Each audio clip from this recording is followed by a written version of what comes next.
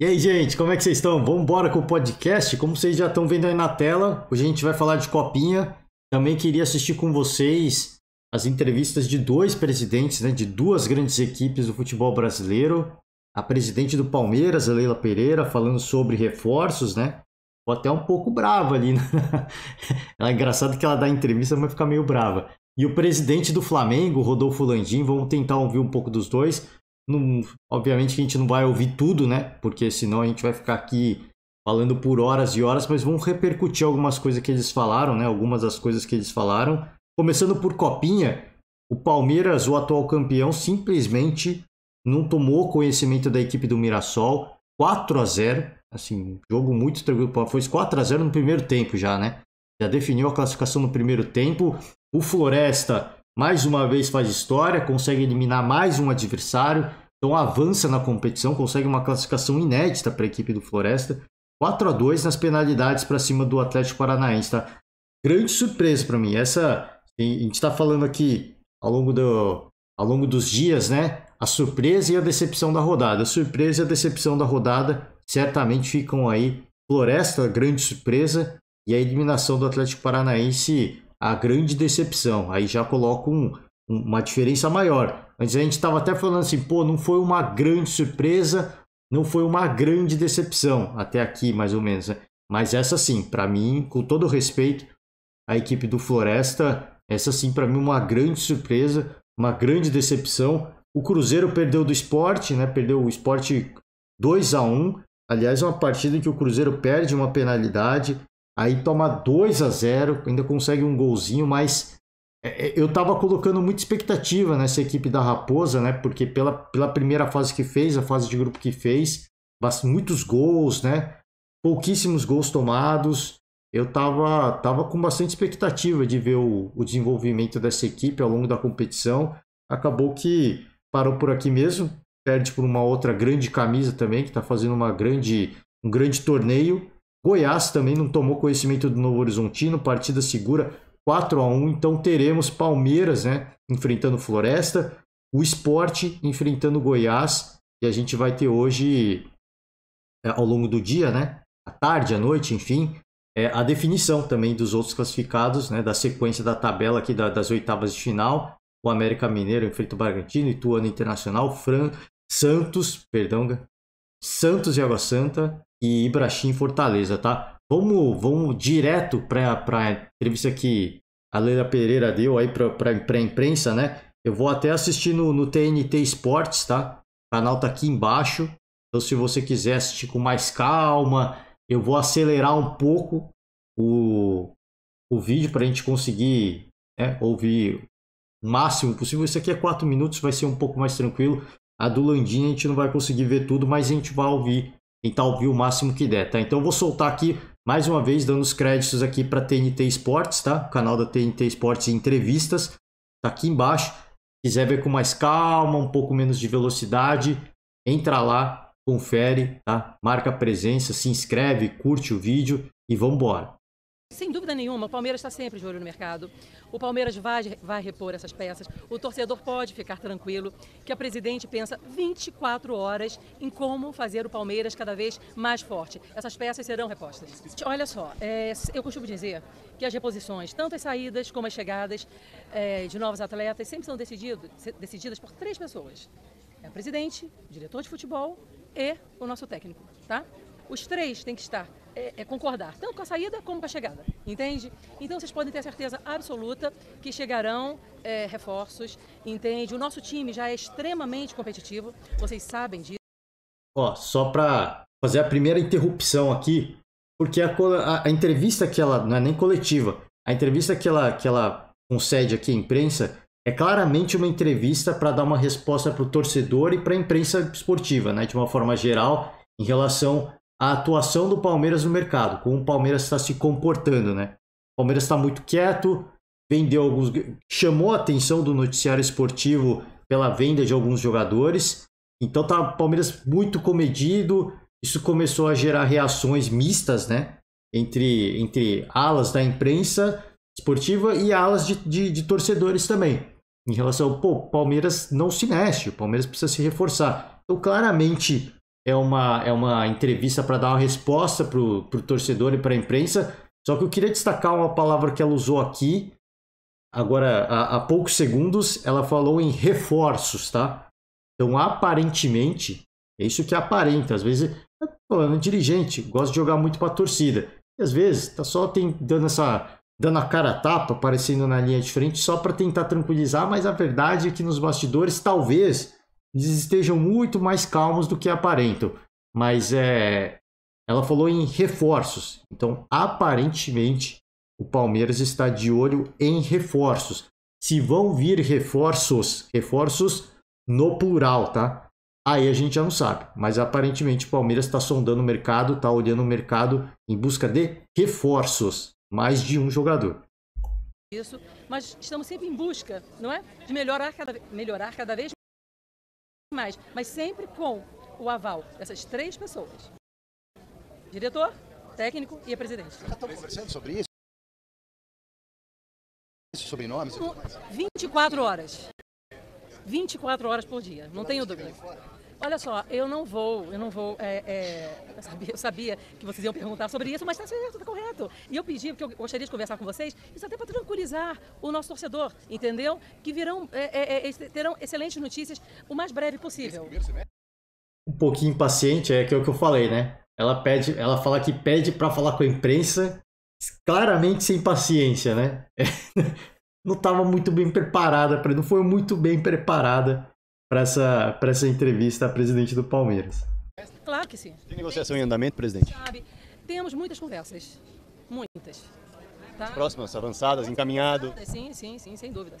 É que eu não quero criar expectativa, gente, tá? Nós fazemos sempre o que for melhor para o Palmeiras, com os pés no chão, entende? Eu não sou uma presidente que vai contratar quantidade, eu não vou fazer isso, sabe? Futebol é caríssimo. Hoje em dia, as aquisições são milhões de euros ou dólares. Não é que nem no bem no passado, entendeu? Que o investimento não era tão grande. Então, nós temos que ser o mais assertivos possível. O torcedor vem falando muito sobre... Só para finalizar, mais uma vez, né? Ela usa os termos tudo no plural. Então, ela falou que tem várias conversas em andamento. Várias. Ela falou várias, né? E algumas numa boa situação. Vamos acompanhar para ver o que vai acontecer, né? Para ver quem de fato vai vir. Mas ela falou que tem várias conversas em andamento. Para o Palmeiras ter recebido muito dinheiro pela venda do Endrick, agora mais dinheiro em relação ao Danilo. Opa, perdão aí, galera. E o torcedor se pergunta muitas vezes, por que o Palmeiras não é tão agressivo no mercado, não contrata, o Palmeiras não tem dinheiro. Acho uma boa oportunidade para explicar para o torcedor como funciona essa administração.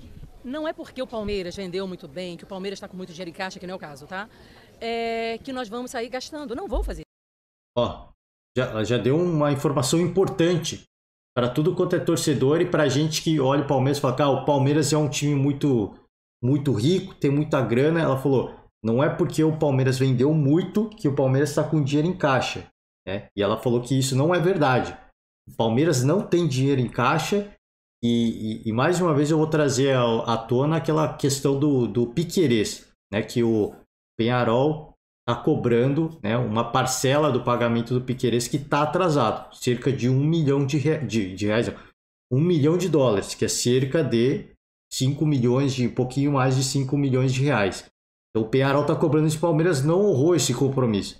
Então assim, a situação em termos de dívida do Palmeiras é muito saudável, mas isso não quer dizer que o Palmeiras está sobrando dinheiro, né? Tá nadando no dinheiro, tá com dinheiro em caixa para investir para o mercado de forma agressiva e investir como faz o Flamengo hoje, por exemplo. Então existe uma diferença considerável em relação às duas equipes no poder de investimento.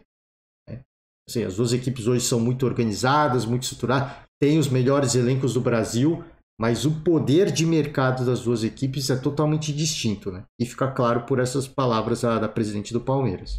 Isso, entendeu? Eu vou comprar quando for necessário. E o jogador, que a nossa comissão técnica decidir ser aquele nome, entende? Eu não vou gastar dinheiro do Palmeiras, entende?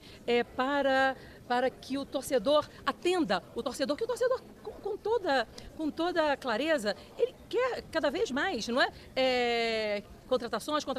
Mas na hora que a conta vem, entendeu? Aí também reclama que o clube está com problema de caixa. Como vocês veem, inúmeros clubes no Brasil completamente devastados, entendeu? Por irresponsabilidades. E eu não sou irresponsável. Eu vou comprar exatamente o que a nossa comissão técnica decidir que é o melhor para o Palmeiras. Entende? Então, espera um instantinho. Então, é importante aqui, tá bom? Então, o torcedor, ele vê essas vendas. Caraca! Que grosseria, hein? Ô, louco, que é isso? E detalhe, essas vendas, como toda venda é feita, o pagamento não é à vista, gente, é parcelado, entende? Então não vai entrar esse valor. E não esquece também que o Palmeiras tem um percentual do jogador, entendeu? Então não é a totalidade que vem para o clube. Mas independentemente disso, entendeu? Eu só vou comprar o que for bom para o Palmeiras, tá? Ela falou uma coisa importante, que é a questão assim, primeiro que o Palmeiras tem uma porcentagem do jogador, o Palmeiras não tem a fatia inteira do jogador, né? E o segundo ponto que ela levantou primeiro, né, é que o pagamento que o Palmeiras recebe é parcelado. Então o Palmeiras não vai receber o dinheiro vivo pela venda dos jogadores, Só que eu acabei de falar da questão do Piquerez, que o Palmeiras comprou o Piquerez parcelado. E qualquer compra hoje no futebol mundial, de quantias muito altas, é muito difícil de ser uma parada de que você chega e paga todo o valor de forma integral. O negócio é parcelado, né? A grande maioria, ainda mais pensando em clubes brasileiros. Então, toda negociação que acontece no mercado... Você pega o Flamengo, porque eu acabei de falar que o Flamengo tem um poder de mercado considerável, né? O Flamengo não paga à vista. As contratações, os reforços que chegam, não é à vista, é parcelado. Então, assim, se o Palmeiras vai receber parcelado, e aqui eu não tô querendo pedir pro torcedor ficar maluco, eu acho que é um pouco de exagero, tá? Isso aqui que a Leila Pereira tá fazendo é um pouco de exagero. Eu não acho que tem que dar satisfação para ninguém. O que o Palmeiras está fazendo na sua gestão, eu sempre elogiei o torcedor palmeirense. Vou pedir desculpa mais uma vez, vai ficar maluco comigo, vai me xingar. Mas eu não acho que o Palmeiras tem que ter esse apetite de mercado que vem sendo cobrado. Eu, sinceramente, honestamente, eu acho que precisa de substituto pro Scarpa, não vai encontrar. Eu acho que precisa de substituto pro Danilo, não vai encontrar. Esses são os dois primeiros pontos. Então, o que eu levo em consideração? Que o Abel, ele é um grande treinador e ele consegue improvisar jogadores e fazer com que esses jogadores se tornem, cara, muito além daquilo que se esperava. O Mike foi o último deles, né? O Mike foi o último deles. Esse que mudou porque o Abel mudou de posição e fez um grande papel no final da temporada. Outro exemplo, o Rony. O Rony não era centroavante. O próprio Scarpa, que hoje é exaltado como o melhor jogador do Campeonato Brasileiro, ele não era meio-campista até, cara, sei lá, o início do Campeonato Brasileiro. Ele não era meio-campista do Palmeiras. Ele foi improvisado porque o Veiga se machucou e acabou dando certo, porque ele já era o meio-campo de ofício, né? Só que ele não era o meio-campista do Palmeiras. Ou ele era ponta ou ele era lateral. Então, é por isso que eu digo assim, eu não acho que o Palmeiras tem que ter esse apetite. O Abel cobrou isso em coletiva, como ele já cobrou no passado, né? Mas se ele entender que dentro das opções de mercado que tem o Palmeiras, não tem um cara que ele vai ter aquela confiança de, pô, esse cara pode vir. Porque o Abel é um cara que não gosta de vaidade no elenco. Então ele não vai no mercado, fala, traz um cara super caro, um perfil do Soares, por exemplo. O Abel Ferreira não vai querer um cara como esse. Muito caro, muito estrelado, muito popstar, porque pode abalar com a moral e com o ego dentro do elenco. E ele não gosta, ele já falou sobre isso, ele não gosta desse... não é que ele não gosta de lidar com esse tipo de situação, mas é uma situação delicada para se lidar, né?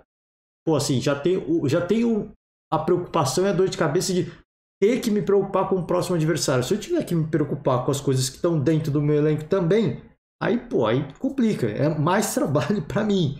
Então eu acho que assim, não precisa de reforços, a temporada é muito longa, você tem que pôr na conta também que alguém pode se machucar, pode ficar 2 semanas fora, pode ficar 1 mês fora, você precisa ter uma opção, uma terceira, uma quarta opção. Isso eu concordo 100% com todo mundo.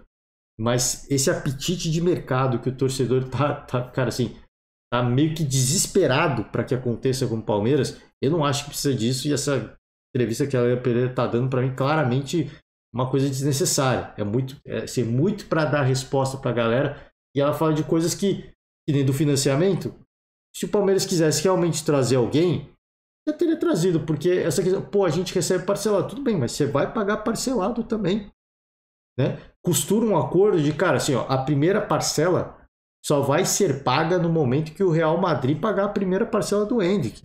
Eu tenho certeza que muitos clubes vão aceitar. Assim, ó, a gente vai pagar só um sinal, a gente não tem dinheiro em caixa, então eu vou dar um sinal aqui. Depois, quando vier a primeira parcela, eu tenho certeza que muitos clubes aceitariam. Muitos clubes. Assim, ó, põe no contrato, né, dia tal, que é quando entra, vai ser paga a primeira parcela. Fechou. Então, assim, isso para mim não é muito desculpa. Ela meio que está tentando justificar, mas não serve muito como desculpa para você atuar no mercado. Então, assim, eu acho que o Palmeiras tem essa preocupação de reforçar, mas não está muito agressivo. Eles estão considerando nomes, né?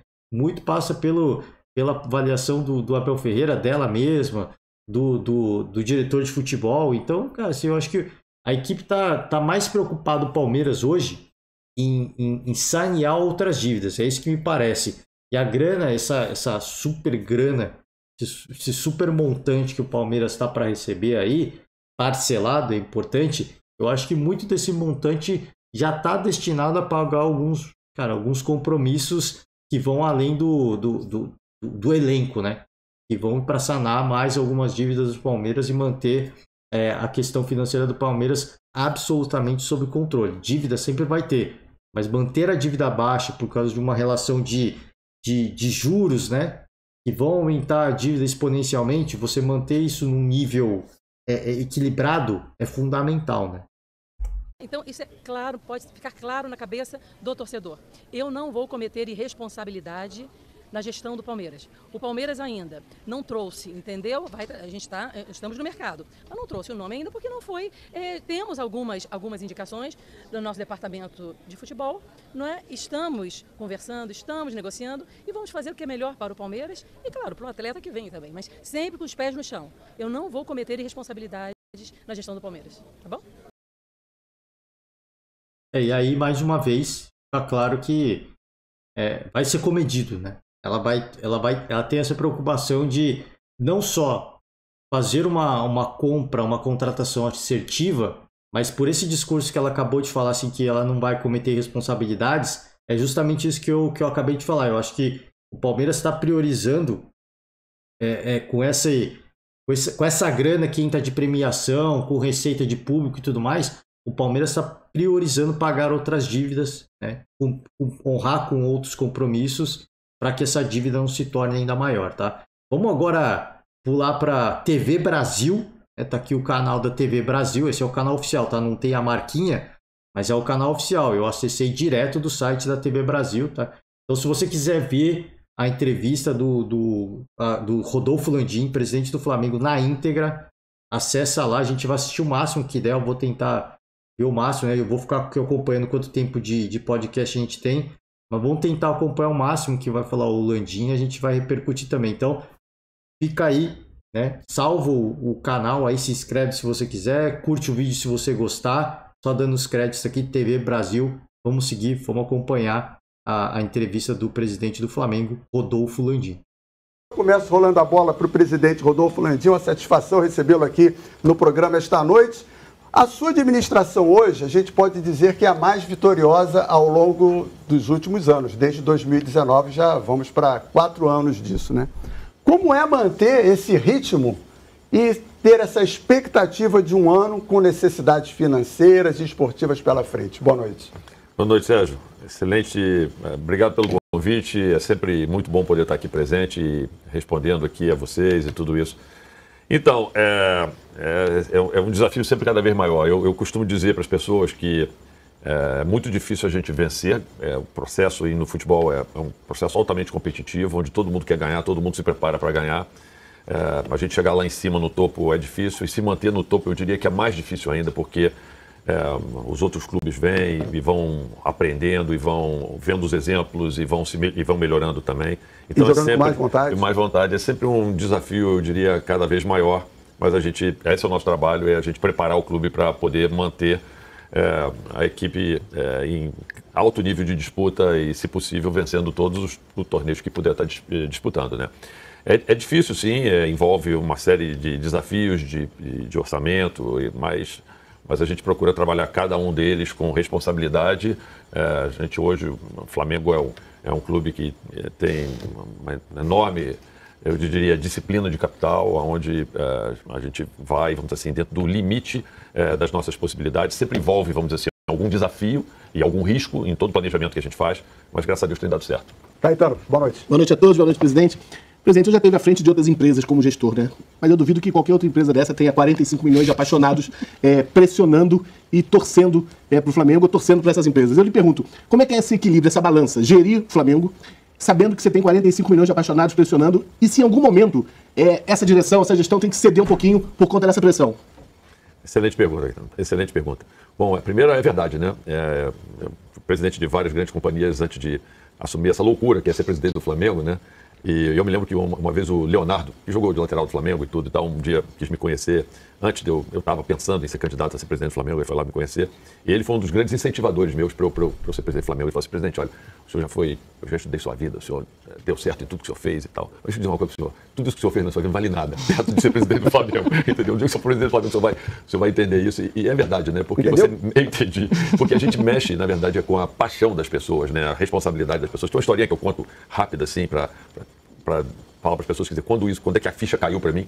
Eu tinha sido eleito, acho que um pouco tempo, uma semana que eu tinha sido eleito, em 2018 ainda, nem tinha assumido. Estava andando na rua, saindo da empresa de petróleo, que eu era presidente, controlador da empresa. Estava saindo ali na praia de Botafogo, estava andando ali para almoçar, um sujeito parou na rua, falou assim: o senhor tem 2 minutinhos aqui para falar comigo? Eu falei: claro que tenho, eu queria te dar parabéns, eu sei que estudei sua vida, o senhor é um sujeito, sabe, teve muito sucesso, tudo bacana e tal.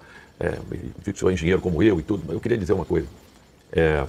Eu, assim, a exemplo do senhor, como eu lhe falei, eu sou engenheiro e tal, eu vi lá que o senhor é casado, tem filhos e tal, uma família muito bacana. Eu também me casei, mas eu me separei, não estou bem com a minha esposa, quer dizer, não me dou bem com ela, briguei com meus filhos, estou desempregado. E eu queria lhe pedir um favor. Eu falei assim: pois não? Ele falou assim: cuida bem do meu Flamengo, porque o meu Flamengo é a única chance que eu tenho de ser feliz. Aquilo ali me calou tão fundo, cara, que, porra, eu saí daquele ali com umas 200 toneladas no ombro, né, assim. E desde então, quando eu costumo brincar com as pessoas e digo, quando o Flamengo ganhava, eu ficava feliz. E hoje eu não consigo ficar mais feliz, eu fico aliviado.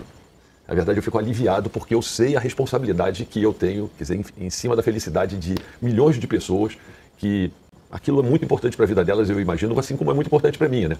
Dar felicidade para essas pessoas. Então, assim, eu resolvi me entregar cada vez de corpo e alma, vendi minha empresa, e hoje eu sou um sujeito dedicado o tempo todo para o Flamengo. Então, sei exatamente o que você está me perguntando, e sei dessa responsabilidade. E procuro, vamos dizer assim, trabalhar do início do dia ao final do dia, sempre procurando melhorar o clube para que a gente possa ter esses resultados e eu possa atender a essa paixão e a esse grande número de pessoas que, no fundo, tem essa expectativa em cima de mim. Raquel, boa noite. Boa noite, boa noite. Muito feliz.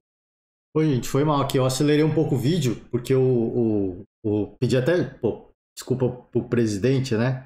Porque ele fala bem pausado, né? Ele fala bem devagar, fala que nem eu, né? Fala bem devagar. E aí eu coloquei na velocidade 1.5 mesmo pra ouvir a galera que tá fazendo a pergunta. Tá complicado, fica muito acelerado. Mas pra ouvir o presidente do Flamengo tá ok, tá ouvir o Rodolfo Landim tá ok. Então, pedir desculpa pra galera aí que tá bem acelerado, presidente também.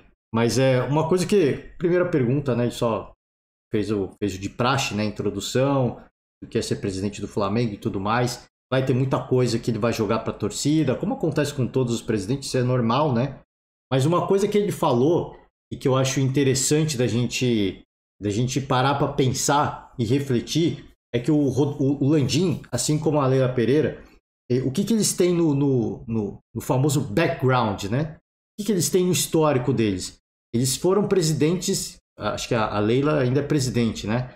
De empresas privadas, né? De outras empresas que visam, obviamente, o lucro, mas com outro perfil, não é um clube de futebol, né? E o Landim falou de empresa de petróleo, enfim. Então, assim, você vê que são pessoas que hoje entendem muito mais de futebol do que no passado, mas que vieram de um cenário onde, cara, o entendimento de futebol que eles têm é meramente o entendimento que de qualquer outro torcedor. Não tem um entendimento do futebol, da máquina do futebol. Como é que funciona o futebol? Como é que funciona a contratação? Você tem que ter esse balanço. Eu não posso ser um torcedor liderando à frente da presidência de uma equipe. Então, assim, é uma outra pegada. O próprio Landim falou que é um negócio totalmente diferente. Ele sabe que ele envolve, que ele está mexendo com a paixão de muitas pessoas, né? A maior torcida do Brasil. Então, o que eu queria trazer a reflexão? Será que, óbvio assim, eu entendo que há espaço para todos os tipos de gestão, e para vários tipos de profissional. Mas se hoje a gente tem o Flamengo e o Palmeiras, são duas equipes que não são clubes empresas, hein? É importante a gente destacar isso. E hoje a gente exalta como sendo as duas maiores equipes, os dois maiores times nos clubes de futebol do Brasil hoje, pelo elenco que tem, pelo saneamento financeiro que fizeram, por botar a casa em ordem, centro de excelência, estrutura para os jogadores, enfim, comissão técnica. O Palmeiras paga o maior salário da América Latina, eu acho, pro Abel Ferreira, se eu não me engano, né? Não é nem da América do Sul, é da América Latina. Das Américas, se eu não me engano, acho que quando sai. Eu não sei se é mais, né? Mas quando renovou, se eu não me engano, falaram que era de toda a América, né? O salário do Abel Ferreira é um dos maiores do mundo. Então, assim, tô falando, o Palmeiras pode não ter tanto dinheiro em caixa, mas cumpre todos, paga todo mundo certinho. Ninguém recebe atrasado, né? Então, assim, é muito investimento que é feito para manutenção dessa estrutura que hoje está lá, né? Manutenção da estrutura física, somado a isso, comissão técnica e jogadores.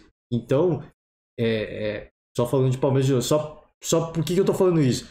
Da questão de ser um gestor, né? Um gestor de empresas. Porque o cara entende que para ser gestor de empresa, eu não posso só gastar. Eu tenho que...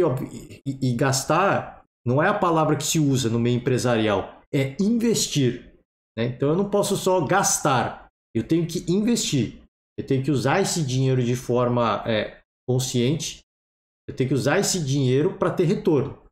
Porque o que vai ter de retorno? É casa cheia, é torcedor empolgado, é torcedor comprando camisa, é título que vai vir.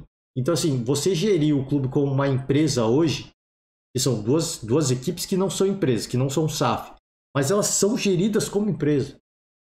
Então, acho que fica um ponto muito importante a reflexão. Eu estou falando, eu não acho que essa é a solução de todos os problemas.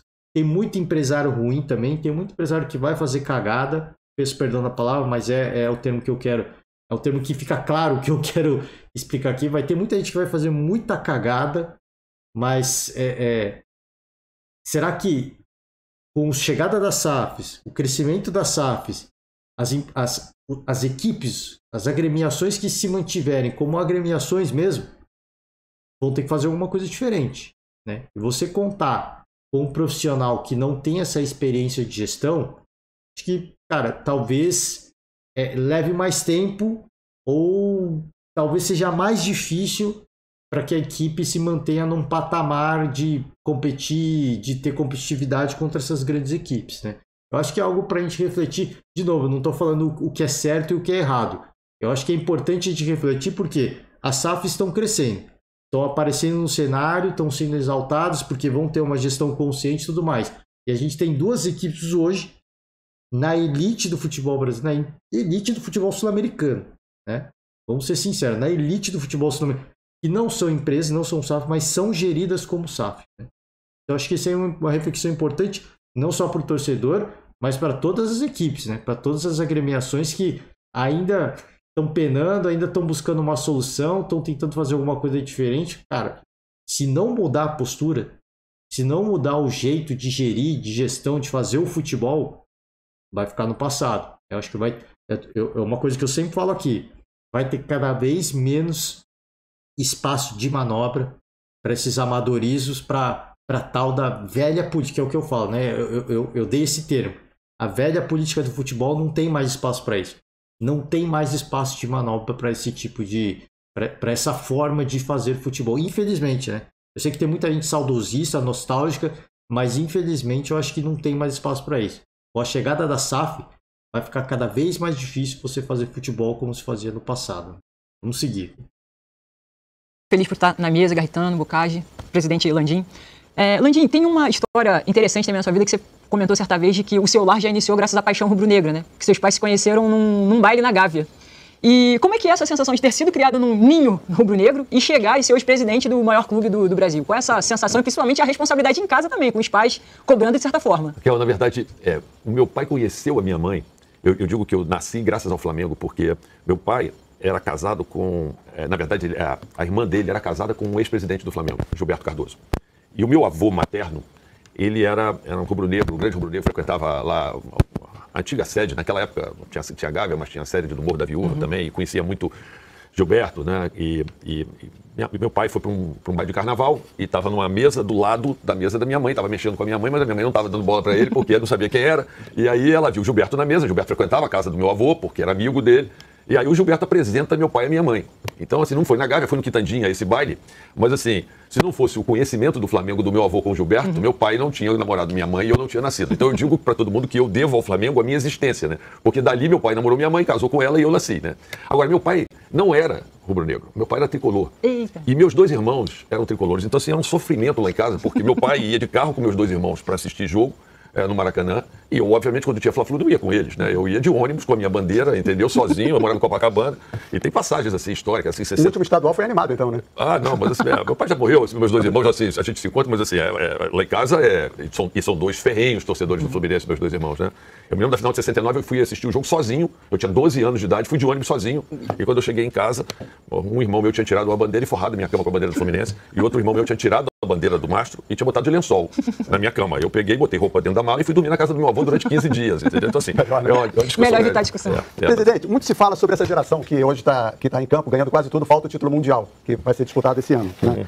Qual é a maior geração? A do Zico, do torcedor Landim, ou a do Gabigol, do presidente Landim?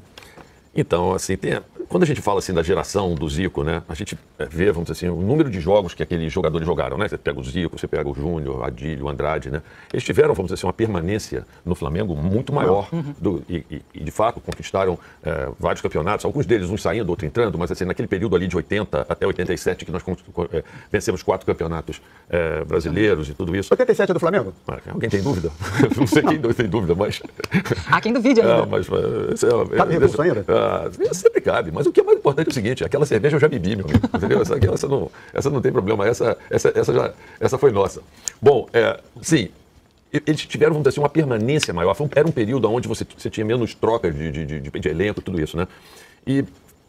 Mas eu falo sempre, eu brinco com o Gabriel, né, e fico dando um estímulo para ele, digo que o Gabriel está conosco desde 2019, e tá lá o Arrascaeta, o Bruno, o Rodrigo Caio, esses dois estavam lesionados agora, mas o Everton Ribeiro e tal. Essa turma que está ficando, eu falei, olha, vocês, mais um pouco, e a depender dos resultados que venham por aí, eu acho que são equivalentes em termos de desempenho, de resultado, vão poder chegar a um nível, eu acho que equivalente àquilo que a gente teve. Talvez não tenha, vamos dizer assim, a mesma presença histórica, pelo menos por enquanto, porque, sei lá, eu acho que vai ser difícil bater o recorde do Júnior como jogador do Flamengo em termos de número de jogos. Pois é, mas internamente, nos bastidores, entre os jogadores, tem aquela questão, falta o Mundial pra gente se igualar àquela geração? Tem essa pressão, essa cobrança entre eles, nessa discussão de qual a melhor geração? Eles sabem disso, né?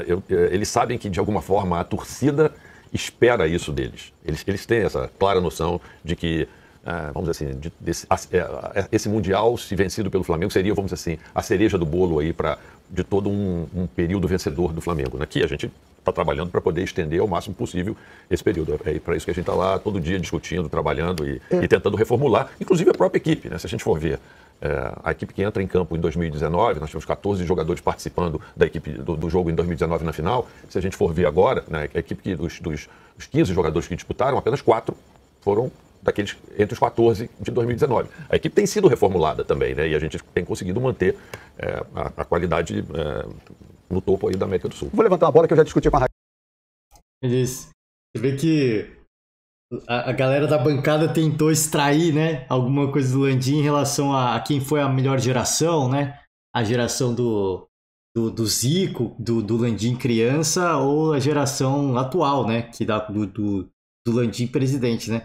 Aí ele obviamente, e eles forçaram, hein? Os caras tentaram tirar essa resposta do Landim e ele foi bem político, né? Diz que são coisas diferentes, obviamente, e são.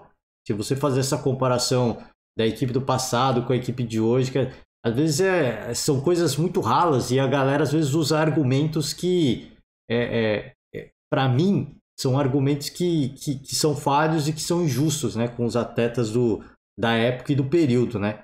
A gente tava falando aqui, pô, quando a gente tava falando do falecimento do Pelé, eu falei muito, né, naquele podcast de, cara, se você quer ter uma noção de como era jogado o futebol na era do Pelé, você tem que olhar 3 coisas, assim, 3 coisas principais, tá? Só 3 coisas. 3 coisas não, são mais, mas enfim. Eu só peguei coisas que são fáceis de você chegar e você olhar. Você vai num museu, enfim, procura uma réplica, o uniforme, o tipo de tecido, como é que era, a bola, como é que era a bola do período do Pelé, o peso que tinha aquilo lá, o negócio era um balaço, né? Era uma bola de boliche, ainda mais molhado, né, na chuva. E o gramado, as condições dos campos de futebol. São 3 coisas físicas que é relativamente fácil relativamente não, é mais fácil de buscar do que você olhar como era o jogo. Talvez olhar como era o jogo seja o mais fácil, mas você não consegue ter às vezes você não tem o compreendimento, né? E os caras iam na maldade, assim, pô, os caras iam para quebrar. Você vê vários lances do Pelé que os caras sentam a borrachada no Pelé para quebrar, é para machucar, é na má intenção. Pô, o único jeito de parar o Pelé é quebrando ele. E os caras iam na maldade, né? Pra quebrar. E o Pelé, eu sempre exaltei, pô, o Pelé é tão gênio, ele era tão fora de série que ele não se machucava, ou, cara, obviamente ele sai, muitas e muitas vezes ele saía da pancada, mas óbvio que não tinha como sair sempre, né? Ele às vezes tomava uma pancada, ele até se lesionou por causa disso, mas é diferente, sim, são tempos diferentes, por isso que é difícil fazer essa comparação, é muito complicado você fazer essa comparação. Eu acho que saiu pelo lado certo. Pô, aquele tempo, os caras ficavam muito mais tempo na equipe, né? No time. Então, assim, o Zico criou uma identificação. Por quê? Porque ficou muito tempo no Flamengo. Se a gente pegar exemplos recentes, por exemplo, de tempo que ficou no futebol, pô, o próprio Marcos no Palmeiras, o Rogério Ceni, goleiro do São Paulo, que são caras que ficaram muito tempo no seu clube, no clube e marcaram época, né? Hoje em dia, a troca de jogadores ela é um pouco mais comum, mas é como ele citou, hoje essa geração do Gabigol, e o elenco já mudou muito, ele falou, pô, já mudou bastante em relação a 2019, mas alguns jogadores, os fundamentais, os pilares, eles se mantiveram, né? E tá chegando, por exemplo, ele citou o Gabigol, tá chegando no momento que o Gabigol já tá ficando um período bacana no Flamengo, em que ele pode passar a ser cobrado como um... Cara, assim, pelo tempo que você tá, já se tornou um grande ídolo do Flamengo, e aí começa a vir a cobrança, que eles citam muito a questão do Mundial, né?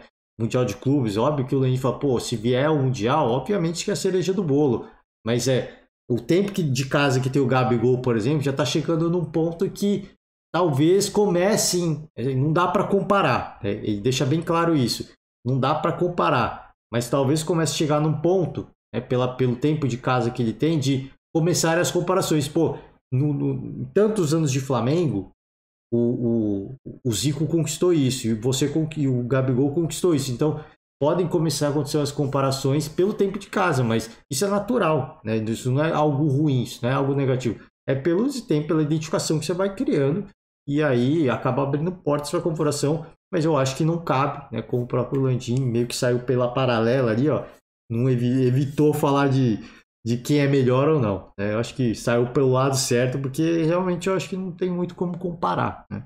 Raquel, o Gabigol é o camisa 10 de 2023, ele tem perfil de ser o 10, se a gente pensar em Zico, Petkovic e outros camisas 10? Cara, Sérgio, excelente pergunta, porque você vai me dar a gente já discutiu aqui. Você vai me dar a chance de poder, inclusive, comentar algo que eu conversei com o Gabriel, né? Porque o Gabriel, ele já faz essa campanha, que ele sabia da saída do Diego, né? Há algum tempo, né? E o Gabriel fica, na hora que você passa, ele fala assim, ó, presidente, é minha 10, hein? Ó, 10 sou eu, hein? E toda hora que ele te vê, cruza com você, ele parece tinha aquela propaganda antiga do garoto, não esqueça da minha Calói, não esqueça da minha Calói. Ele é o Gabriel comigo, né? Assim, falou, presidente, olha lá, minha 10, hein, olha lá. Muito bem. Aí um dia eu peguei ele lá no refeitório lá e falei para ele assim, olha, cara, você entendeu o seguinte, a camisa 10 do Flamengo, ela tem um simbolismo maior do que pura e simplesmente ter sido a camisa do Zico, que foi o maior ídolo da história do Flamengo. Com a camisa 10 vem uma série de coisas. Vem, assim, exemplo, responsabilidade, vem uma série de outros atributos de comportamento que são importantes para alguém que vai vestir a camisa 10 do Flamengo. E você vai ter que demonstrar para mim que você está preparado. assim, em termos de mudança de postura, em algumas posturas que você tem, tudo isso e tal. Eu acho que você sabe do que eu estou falando, do que a gente tem expectativa em cima de você. Ele olha para você e não responde nada. Ele fica assim, mas o Gabriel, ele é interessante porque ele é muito maduro, ele é muito inteligente, ele é um cara muito inteligente, de resposta muito rápida, ele raciocina muito rápido. É um estilo Romário de falar. E ele é muito inteligente, mas ele captou claramente o que a gente falava e ele sabe que essa camisa tem um símbolo maior do que pura e simplesmente o número 10. E essa ideia da autorização também veio dele, né? De pedir autorização, digamos, a bênção do Zico para poder utilizar 10. Isso saiu totalmente dele. Porque eu vou lhe dizer, eu levantei essa questão aqui no dia que o Flamengo desfilou em carro aberto, que ele já subiu no caminhão sem camisa. E ali eu não achei que fosse bacana. Ali, eu diria pra você... festa, mas só que era um evento do Flamengo. É uma festa. E a camisa que a gente estava usando ali era aquela camisa comemorativa. Um estava botando camisa, outro não. Ali o Gabriel é o seguinte, era importante ele estar ali naquela festividade, pelo que ele representa, e também porque ele incendeia a turma, né? Sim, nesse aspecto, sim. Vai botar mais pimenta, vai ser um 10, capitão do time também? Isso aí é uma outra discussão. A gente tem que conversar. Capitão do time, ele é uma pessoa sempre de muita confiança do treinador, não do presidente, né? Então essa é uma conversa que o treinador vai ter que ter e vai ter que escolher. Eu ia perguntar aqui, mas o presidente confia no Gabigol, mas aí já é demais. Presidente, Gente, a gente tá chegando aqui quase, a gente já passou de 40 minutos de podcast, então eu vou encerrar aqui, porque, cara, essa era a pergunta, eu vi a chamada, né, sobre a entrevista do Landim, e essa era a pergunta que eu queria ouvir, em relação ao Gabigol ser o camisa 10 do Flamengo, né, e, como disse o presidente, era uma coisa que o próprio Gabigol já sinalizava que ele queria, pediu a bênção do Zico, né, e o Landim falou em relação a essa conversa que ele teve com o Gabigol, que não foi uma conversa formal, né? Porque não foi num escritório, ele foi lá no refeitório procurar o Gabigol, e ele explicou, né, a simbologia da camisa 10.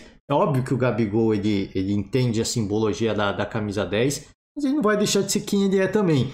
Eu acho que essa coisa do comportamental, assim, de você ser um pouco mais calmo, um pouco mais tranquilo em rede social, em festa, cara, acho que isso é uma coisa que vem com a idade, ou talvez nem venha com a idade, né? O Ronaldinho Gaúcho, mesmo aposentado, ele era o rei dos rolês aleatórios, né? Então, talvez não aconteça. Mas acho que com essa... Cara, assim, com esse... Não é nem um chamado, não é nem uma chamada, mas com essa... Levantar este ponto com o Gabigol, é entender que, cara, a camisa 10 é muito mais do que simplesmente vestir a camisa e associar o seu nome a essa camisa, meio que criar uma marca. Tem toda uma simbologia, porque esse ano, por exemplo, né, o ano passado, o falecimento do Pelé foi no ano passado, mas o velório foi esse ano. Então criou toda uma simbologia, uma comoção em torno da camisa 10, e não só a camisa 10 do Santos, a camisa 10 de todas as equipes. Então é algo que está muito recente ainda, é um negócio que está muito fresco, é muito simbólico, né? O que você representa dentro de campo, de você ser o craque, mas mais do que o craque é referência técnica. É o que você representa fora de campo também. Assim, o exemplo que você vai deixar para as pessoas fora de campo. Então, acho que é interessante ele levantar essa fala. Vamos observar como que o Gabigol vai ser... Como é que vai ser a atuação do Gabigol mais nas redes sociais, né? Mas eu acho que, cara, assim, é uma coisa que eu sempre falei e eu gosto disso do Gabigol. Espero que ele não deixe de ser o cara que ele é. O cara da irreverência, o cara do futebol alegre, o cara da provocação, né? Eu espero que o Gabigol não deixe de ser esse cara mesmo vestindo a... É óbvio que, assim, para algumas situações, você vai ser um pouco mais comedido. E não é incitar a violência, como ele falou o caso do o inferno do Maracanã, que aí os dirigentes do Atlético Mineiro falaram que o Gabigol estava incitando a violência, né? Cara, isso é uma provocação natural. E, na verdade, não foi incitação à violência. Ele estava convocando o torcedor rubro-negro a comparecer no Maracanã, né, para fazer a diferença para jogar essa pressão para cima do torcedor do Galo, né? Então ele tem essa irreverência, ele tem esse jeito de ser que é meio que um personagem de um cara que é polêmico, né? Agora sim, é o que o Landim falou, assim, você ser o 10 do Flamengo, camisa que o Zico vestiu, por isso que eu sou contra você aposentar uma camisa, né? Contra, assim, eu não sou radicalmente contra. Se você quer aposentar, acho que tem que ser assim, tem que ser uma homenagem ou com o atleta em vida ou imediatamente após o falecimento, assim, após a aposentadoria, né? Mas eu acho que tem que ser principalmente após a aposentadoria e com o atleta em vida. Depois, eu acho que assim, perde meio que o momento, né? Até porque vários outros craques já vestiram. A 10 do Flamengo, o próprio Zico falou que ele é contra aposentar a camisa. Então, é uma coisa que tem toda uma simbologia, mas que com ela vem uma série de responsabilidades, né? Aquele velho jargão, aquela velha frase do Homem-Aranha, com grandes poderes vem grandes responsabilidades. Então, vestir a 10 vem também carregada de um simbologismo e muita responsabilidade. Eu acho que, obviamente, vai ser um Gabigol mais maduro, talvez, pelo fato de, pô, hoje eu sou o camisa 10 do Flamengo. Eu preciso ter um certo cuidado com algumas coisas, mas eu torço para que ele não perca esse negócio de ser o Gabigol. Né? Assim, pô, vai fazer música, ficar postando... Isso eu acho que ele vai ser mais comedido. Ficar jogando ironia na rede social, eu acho que isso ele vai ser comedido. Mas na hora da coletiva, dele convocar a torcida, dele chamar, dele tentar usar esse artifício para desestabilizar o adversário, eu acho que isso ele não tem que perder. Isso é uma parada que eu falei antes e vou repetir. É algo que convoca o torcedor e mais do que isso.